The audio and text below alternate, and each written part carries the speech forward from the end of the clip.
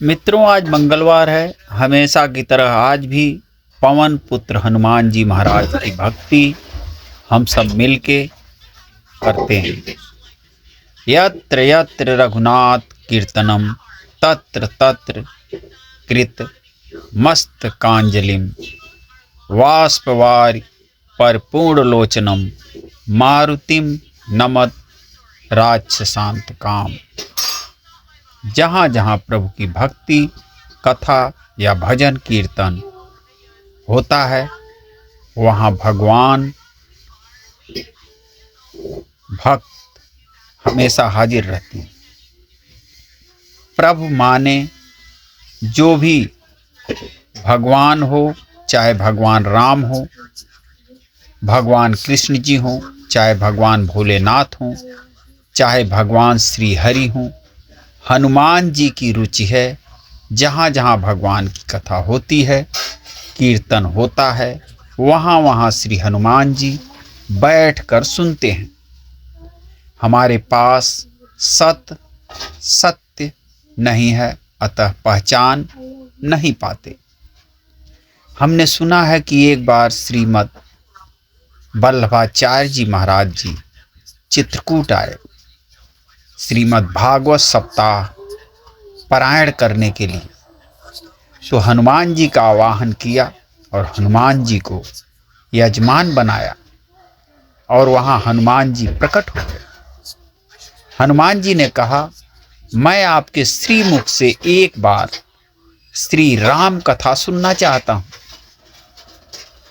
वल्लभाचार्य जी ने बैठकर हनुमान जी को श्री राम कथा सुनाई। हनुमान जी ने कहा, आपने इतनी सुंदर कथा सुनाई, मैं यजमान बना हूं और जब तक यजमान कथावाचक को दक्षिणा ना दे, उसे कथा का पूर्ण भी नहीं मिलता। बोलिए, आपको क्या दक्षिणा दूं? महाराज ने कहा, एक ही दक्षिणा दे दीजिए। बोले, क्या? मंदाकिनी के तट पर बैठकर आप एक बार मेरे मुख से श्रीमद् भागवत कथा सुन लीजिए, बस मेरी यही दक्षिणा है। फिर हनुमान जी ने श्रीमद् भागवत कथा सुनी। देखो, कथा जरूर सुनो, कथा कहीं भी हो, मैं हमेशा कथा सुनने के लिए तत्पर रहता हूँ। मैं आपको भी कथा सुनने का आग्रह करता हूँ, क्योंकि जो हम सुनते हैं वह हमारी संपदा बन जाती है। जो हम सुनते हैं वह हमारे भीतर बैठ जाता है, और जब तक आप किसी के बारे में सुनोगे नहीं, तब तक आप उनके बारे में जानोगे नहीं। तो आप उनसे मिलोगे कैसे? हम सब भगवान से मिलना चाहते हैं, लेकिन भगवान को जाने तब न मिले, अपरिचित से कैसे मिले? भगवान को यदि जानना है तो भगवान की कथा सुने। जाने बिनु न होई प्रतीति, अबिनु प्रतीति होई नहीं प्रीति। प्रीति बिना नहीं भगति दृढ़ाई, जिम खगपति जल कई चिकनाई। पहले सुनो। श्रवणम कीर्तनम, श्रीमद् भागवत कथा की नवधा भक्ति में श्रवण को पहला स्थान दिया गया है। वाल्मीकि जी ने भी कहा है कि भगवान की कथा सुनना प्रभु मिलन का साधन है। जिनको भी भगवान का साक्षात्कार हुआ है, कथा के द्वारा ही हुआ है। गोस्वामी जी को प्रभु मिले हैं तो कथा से ही मिले हैं। हमको और आपको भी मिलेंगे तो कथा से ही मिलेंगे। जिनके श्रवण समुद्र समाना, कथा तुम्हारी सुभग सरिनाना। अहरहि निरंतर होहिन पूरे, तिनके ही तुम कहूँ गृह रूरे। विभीषण इसके उदाहरण हैं।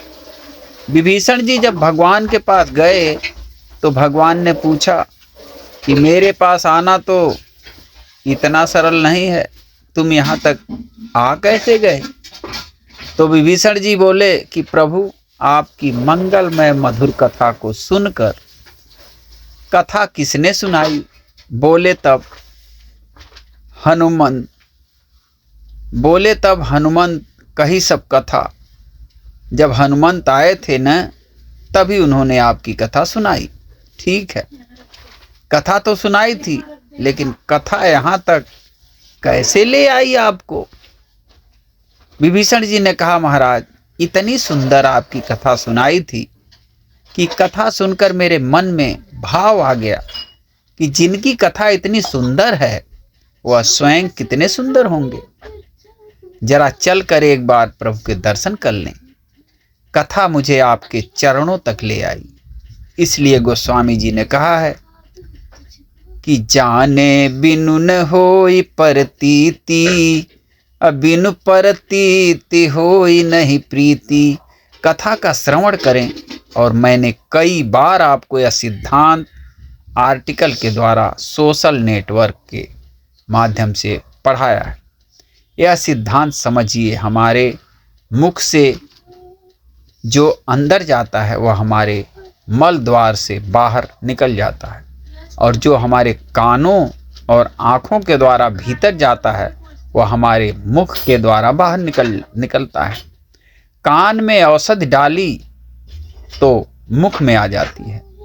अगर कान के द्वारा क्रोध की बातें भीतर ले जाओगे तो मुख दिन भर गाली गलौज करेगा।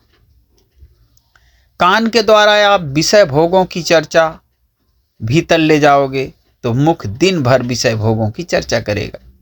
और कान और आँखों के द्वारा आप भगवान की मंगलमय कथा भीतर ले जाओगे तो मुख दिन भर भगवान की भक्ति की, भजन की, कथा की चर्चा करेगा। निर्णय हम करें कि कानों और आँखों से कथा ले जानी है या कचरा ले जाना है। अनुभव यह कह रहा है कि कथा कम जाती है, सामान्यतः कचरा ही जाता है। मुख दिन भर कचरे में ही लगा रहता है।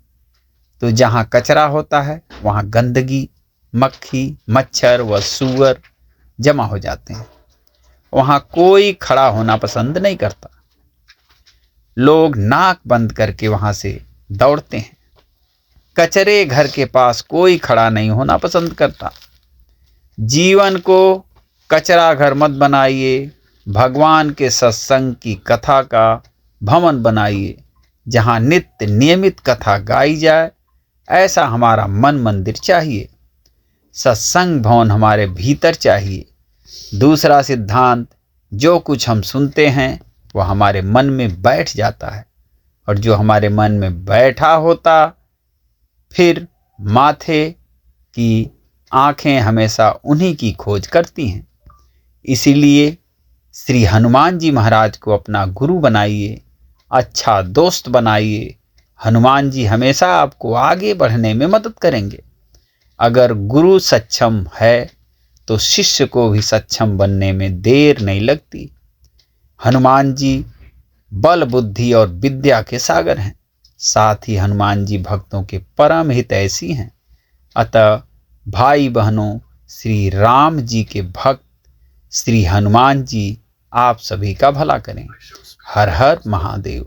शंभो काशी विश्वनाथ वंदे। जय हो, जय सिया राम।